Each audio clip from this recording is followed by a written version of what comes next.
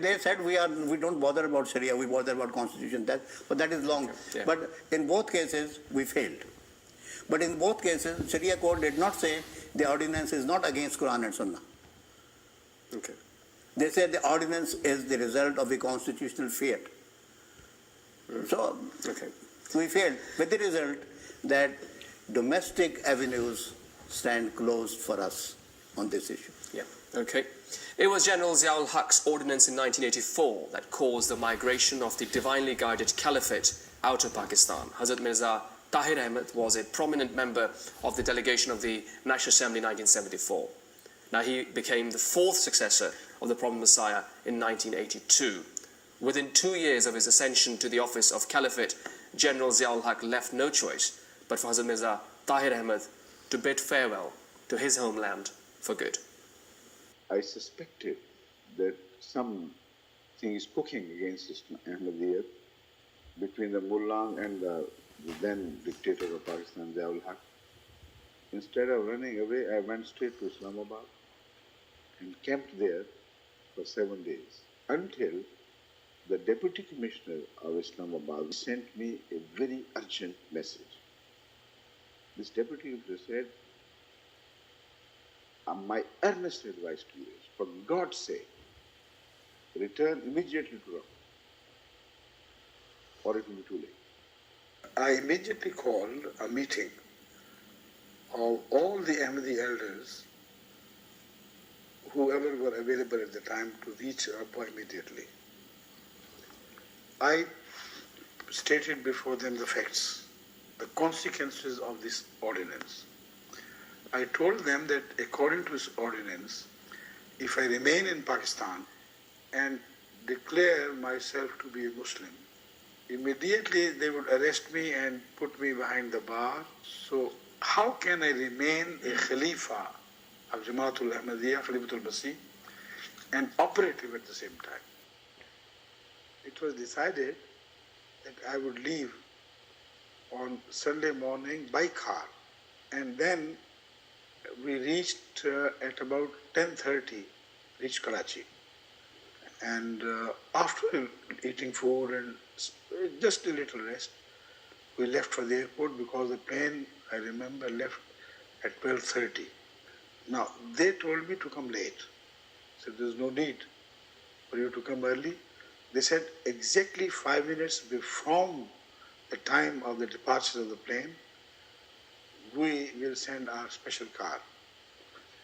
The order that our head of the Ahmadiyya community is not permitted to leave the country from any borders was signed by Zia himself. Zia-ul-Haq lived most of his time during the time of Hazrat Khalifatul Masih Salis, the third caliph. So what he dictated was, and this is written on that prohibition letter, that Mirza Nasir Ahmed, the fourth head of the Ahmadiyya community, all that, is not permitted to leave the country from any borders. They had a dilemma. They could not stop Mirza Tahir Ahmed from going on. And they did not know much intricacies about the fourth and third caliphate. So they must have started ringing the intelligence chief of the intelligence bureau in Islamabad and trying to get clearance from him or instructions that this is the case. That is why this was delayed. So at 1:30 we left. The plane, of course, went to Geneva and from there on to Holland, and there we had to wait for a while. Then we came to London. Around midday, Huzur arrived at Heathrow Airport, and by the grace of Allah, we had made all the arrangements, no problem, no difficulty, and the staff of the KLM, on which the airline on which Huzur travelled, they were also available to receive Huzur. Mr. Rahman, how significant was General Zia-ul-Haq's period in Pakistan's history in fueling the fire of hatred that was triggered in 1974 against Ahmadis? Mahmood, Zia-ul-Haq's period was a turning point for the verse. It was a watershed because he virtually legitimized the interference of state into religion. And he therefore provided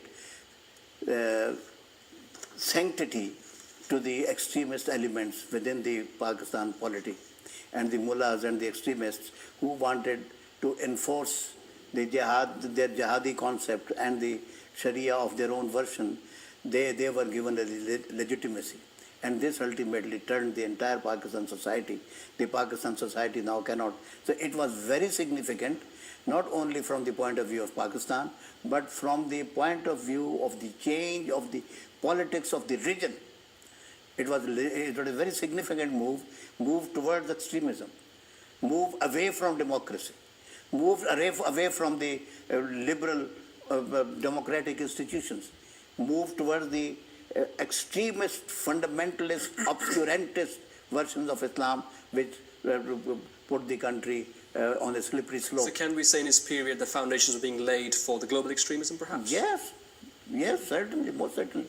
Because global extremism now is the direct outcome of those philosophies which these Al-Qaeda and Mullah Umar's people, and in Pakistan Taliban, they also talk of, they talk of the Islamic system, Islamic law, and they talk of the takfir, and they talk of the apostatization of Muslims who do not enforce the Sharia according to their version. So they have to be killed. So this has a global impact. Pakistan, it is no longer restricted to Pakistan. It has been exported from Pakistan to Indonesia. It has been exported to Bangladesh. It has its effects throughout the Western world. The people who are doing all those kinds of things. And Central Asia as well. And Central Asia as well. So how did General Zia-ul-Haq's 11 years extremist regime come to an end? इनका अंजाम भी लाजमन बद हो गया, इसमें तो वहम का सवाल ही कोई नहीं। आज तक खुदा ताला के वली ने किसी जालिम अहमदी दुश्मन को छोड़ा नहीं है, हमेशा बद अंजाम करके छोड़ा है। मगर कब होगा ये अल्लाह बेहतर जानता है। बाद लोगों का ख्याल है ये जो 8 वाला प्रोग्राम है कि 8 में दाखिल 8 से पहले यमू तो क़ब्ल समानिया 8 से पहले मर जाएगा। इसके मतलब मुख्तलिफ अहमदी दोस्त अंदाजे लगा रहे हैं, और बाज़ों का ख्याल ये है कि फ़लाँ तारीख से शुरू किया जाए तो 8 अब ये इसमें बनेंगे, 87 में बनेंगे। मगर जब ये पेशगोई ज़ाहिर होगी उस वक्त पता चलेगा कि वो लगती है कि नहीं। अमूमन जो मुझे लोग ख़त लिख रहे हैं उनमें 2 पेशगोइयों को इकट्ठा कर रहे हैं। बाद 11 इंशाअल्लाह एक है, और एक ये है कि यमूत तो क़ब्ल समानिया। वो समानिया कब शुरू होंगे, कब से शुरू होते हैं, ये मुख्तलिफ अलग अलग हैं। लेकिन एक ये भी हो सकता है कि 8 का ये 9 पर बड़ा जोर देते हैं ये साल, और 90 भी पूरा करना चाहते हैं। अब ये अजीब बात है कि ये 90 का मसला वही है जो जंजीर भुट्टो साहब ने बनाई थी, और इन्होंने वो ख़त्म भी हो चुकी, फिर बेवजह उस जंजीर को दोबारा पकड़ ली, और 90 की जंजीर फिर अपने लिए क्रिएट कर चुके हैं। पहले कहते थे 9 साल है ना, 9 माह, और फिर सन 90 से पहले 9 साल हो गए, और अब 90 से पहले मैं नहीं जाऊँगा। अब 90 का लफ्ज़ भी आ गया, 9 का लफ्ज़ भी आ गया। 88 में 99 में इनके 9 पूरे होते हैं 89 में, और 90 आता है ना बाद में, फिर तो 89 में 9 पूरे होते हैं। अगर 8 से मुराद ये हो कि 9 नहीं लगेगा और 8 में पकड़ा जाएगा, तो ये 57 का एंड या 9 का शुरू, 88 का शुरू या 87 का एंड, ये बनता है कि 8 नहीं लगेंगे इसको, ये तो 9 कह रहा है ना। तो अगर ये अभी तक ये पेशगोइयों के मुताबिक जब तक वो पूरी ना हो जाए उस वक्त तक वाज़े तौर पर नहीं कहा जा सकता। लेकिन चूँकि अहमदियों को तकलीफ बड़ी पहुँची है इसलिए वो ढूंढते रहते हैं कोई ना कोई इल्हाम। लेकिन जब लग जाता है तो फिर उसके शवाहिद इतने इकट्ठे हो जाते हैं कि फिर जो ना मानने वाला हो उसको भी दिखाई देने लग जाता है। मतलब भुट्टो साहब को वाला इल्हाम जब तक बन नहीं गया, शक्ल में ज़ाहिर नहीं हो गया, उस वक्त तक ये दलाइल किसी को पता नहीं थे कि जो गैर को भी मुतमईन कर सके। अब हम जब बैकलाइट में देखते हैं मुड़ के तो सब कुछ साफ नजर आना शुरू हो जाता है। तो इनकी तकदीर गंदी ज़रूर है, ये मैं आपको बताता हूँ। ज़रूरी नहीं कि इस इल्हाम से मारे जाएं, और खुदा ताला जब पूरा करेगा तो दिखा भी देगा कि ये इस तरह पकड़ा गया। बचते तो नहीं हैं, मगर बाद लोग बेसब्री भी कर रहे हैं, कहते हैं ज़रा फ़ौरन दिखाओ। अल्लाह रहम करे। मैं तो कहता हूँ कि मुझे डर सिर्फ ये नहीं कि ये पकड़े जाएंगे, मुझे डर ये है कि कौम को ना साथ दे बैठे। उससे खतरा भी ये है, वही प्रॉब्लम है। खतरा ये है कि ताख़ीर से ये खतरा नज़र आ रहा है। जब खुदा ताख़ीर करता है पकड़ने में तो उसकी सज़ा बढ़ जाती है, और वो सारे मुजरिम शुमेर शामिल कर लेते हैं जो मुअय्यद हो रहे होते हैं। इसलिए मुझे तो खतरा मुल्क का पड़ा हुआ है और कौम का पड़ा हुआ है। आपको जल्दी ये भुट्टो को इसको मनवाने की ये बिल्कुल मामूली बात है, छोटा ख्याल है इसमें। आज भी देखना मर्द हक की हुकूमत का जहाँ तक ताल्लुक है, वो मासूम अहमदियों पर कानूनी हरबे इस्तेमाल करके तरह तरह के सितम ढा रही है। और आपको याद होगा कि मैंने आगाज़ ही में हुकूमत को ये भी मुतनब्बे किया था कि आप अगर अपनी शान के ख़िलाफ़ भी समझते हो चैलेंज को कबूल करना, अगर आप ज़्यादतियों से बाज ना आए और जुल्म व सितम की ये राह ना छोड़ी, तो जहाँ तक मैं समझता हूँ खुदा की तकदीर इसे मुबाहले के चैलेंज कबूल करने के मुतरादिफ बनाएगी और आप सज़ा से बच नहीं सकेंगे।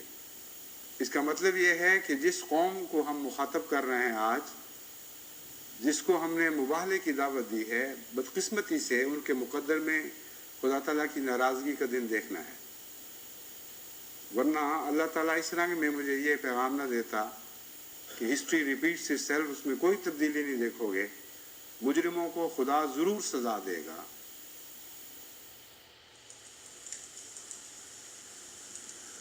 जमात अहमदिया तो खुदा ताला के फजल से एक वाली रखती है, एक वली रखती है। जमात अहमदिया का एक मौला है और ज़मीन व आसमान का खुदा हमारा मौला है। लेकिन मैं तुम्हें बताता हूं कि तुम्हारा कोई मौला नहीं। खुदा की कसम, जब हमारा मौला हमारी मदद को आएगा तो कोई तुम्हारी मदद नहीं कर सकेगा। खुदा की तकदीर जब तुम्हें टुकड़े टुकड़े करेगी तो तुम्हारे नाम और निशान मिटा दिए जाएंगे और हमेशा दुनिया तुम्हें जिल्लत और रुसवाई के साथ याद करेगी।